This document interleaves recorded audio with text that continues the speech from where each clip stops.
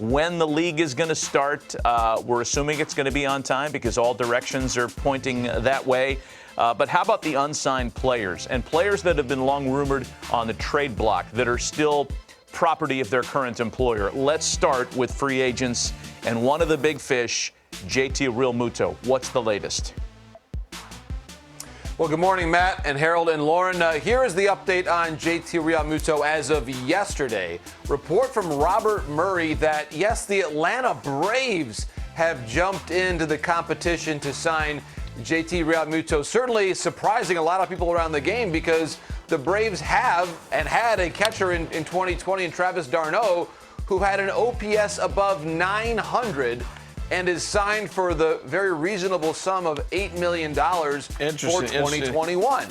So very interesting, Harold. And so the question now comes, are the Braves involved here to bid up the price for their division rival Phillies to ultimately re-sign Realmuto, or do the Braves have some very serious designs on signing Realmuto and then potentially trading d'Arnaud elsewhere? It'd be a little bit odd, I suppose, if the Braves sign Realmuto and then try to trade d'Arnaud to the Phillies. I wouldn't really expect that. But that's the situation that we find ourselves in right now. There's not a ton of teams, we believe, who are poised to spend top dollar on a catcher, but you start to think about the secondary options here. And if the Braves were to sign Realmuto and then trade d'Arnaud, teams like perhaps the Angels and the Blue Jays would be interested, one assumes, in Travis d'Arnaud. So it really is a cascading effect, and I was certainly surprised on some level by the report by Robert Murray yesterday. But I think the key thing here is Travis d'Arnaud was only signed for one more year, so you could certainly see that situation unfold. And what a blockbuster move it would be by Alex Anthopoulos to steal away JT Realmuto from the division rival when so many people around the game believe the Phillies have been and are perhaps the front runner to sign JT Realmuto right now. Scandal theory alert. Is there a chance, and I was talking about this with our coordinating producer, Mark Capalbo, before the show. Is there a chance that Alex Anthopoulos and the Braves are just trying to muddy up the works in Philadelphia and tack on a few shekels on the price of JT Realmuto if he decides to stay in Philly? Like, do teams do that? Am I reading too much into that, or is there real interest here? I don't know the benefit. I know there's a threshold that you get to and all that stuff, but I don't know the benefit in doing that. I heard JP talking about that as well. I don't see. You don't think they're brokering in that kind of reindeer game? I think we're dealing with the shredder right now, really, without emotion or bias. Look, I want JT Realmuto, nice season from d'Arnaud. But if I can get the best catcher in the game, I'm getting the best catcher in the game. And I think what's happening, JP, we'll come back to you. I just think the market has brought people back. If we're looking at Springer's deal a year ago, 2 years ago, we're looking at close to $175 million. That's $150 for six. You look at the deal that, what's his name, DJ LeMahieu. 6 years at 90? The market is bringing JT back into the conversation. Even if we're talking about $100 million as a floor, I think, for JT Realmuto. But it's not 200. 2 years ago we were saying, hey, this is a $250 million catcher. Uber conservative figure, $100 million floor. Can the Braves absorb another $100 million deal? Can they? I know they got Acuna on the cheap. They got Albies on the cheap. They stole those guys.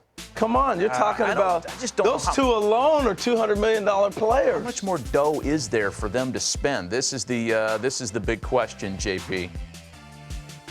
Well, Matt, here's the three-dimensional look at this, because one name you're not seeing right there on the Braves lineup is, of course, Marcell Ozuna, who is still out there. And so if you're not going to re-sign Ozuna, here's one thing that you could theoretically do. Let's say you sign Realmuto for around that nine-figure deal we were talking about, $110 million, whatever it might be. You sign him.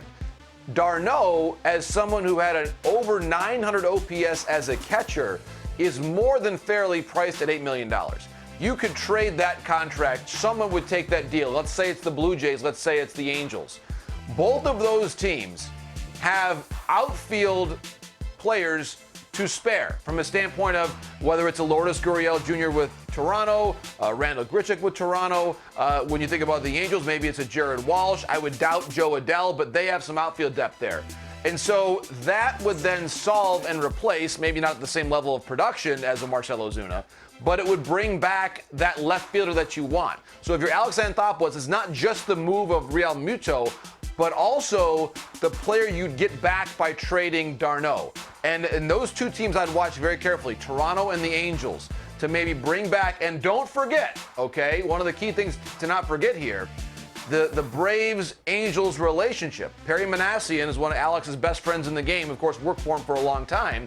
And that's where if Alex is able to bring in the catcher in Realmuto and then trade d'Arnaud, Perry Manassian, one of his best friends in the game, has multiple outfielders to move, where that could then satisfy the Braves' need for a left fielder as well. Good stuff. Good context as always. Good. I don't know.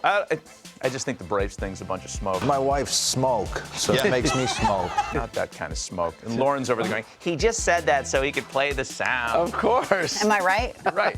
Hey, let's talk about Kris Bryant and what the latest is there, because we've kicked this around every few days.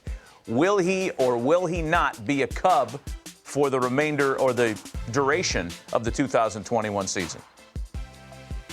Well, Matt, a very interesting question. And the new news on this was Bryant's comments to a recent Barstool Sports podcast, on which he acknowledged that baseball was not as much fun as it had been in the past for him during the 2020 season. And even going back further than that to 2019, the trade rumors and the rumblings that have gone on for a couple years, he acknowledged, and I'm paraphrasing here, had gotten to be a little worrisome and burdensome for him, where maybe the game wasn't quite as joyful as it had been in the past, hearing the rumors, of course, one after another. And so it does beg the question here, now that Bryant and the Cubs have settled at that $19.5 million figure for 2021, now there's a little more certainty as to what his price tag is for this year, and you start to wonder, where does that next trade fit come, if in fact trading him to a new place might unburden him perhaps of some of the worries that he's had the last couple of years.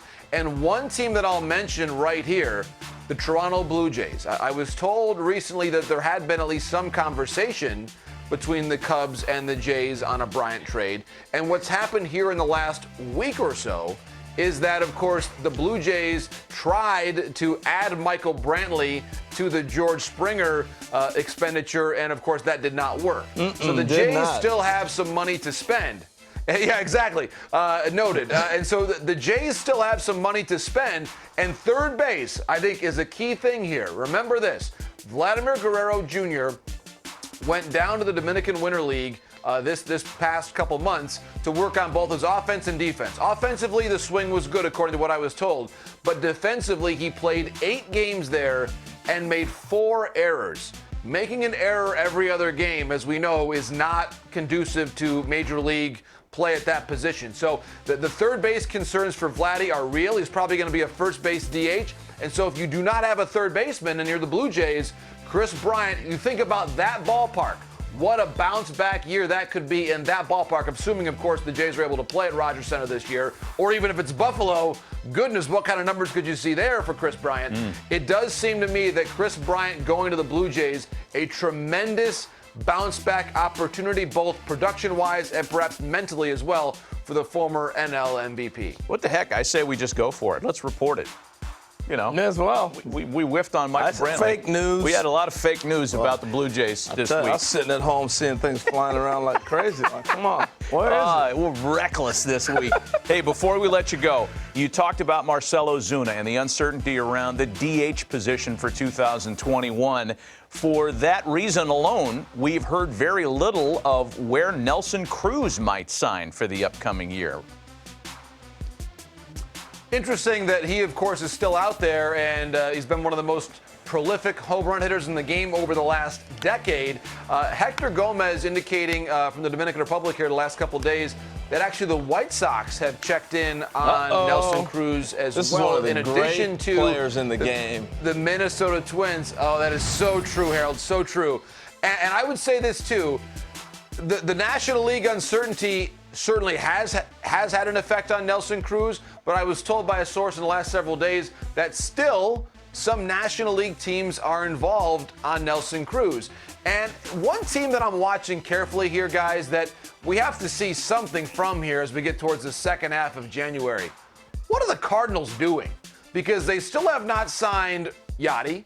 They still have not signed Wainwright. They're a team that when you look at it, the mechanics of that roster, they have the flexibility, I would say, to be one of the handful of teams that could actually trade for a Nolan Arenado.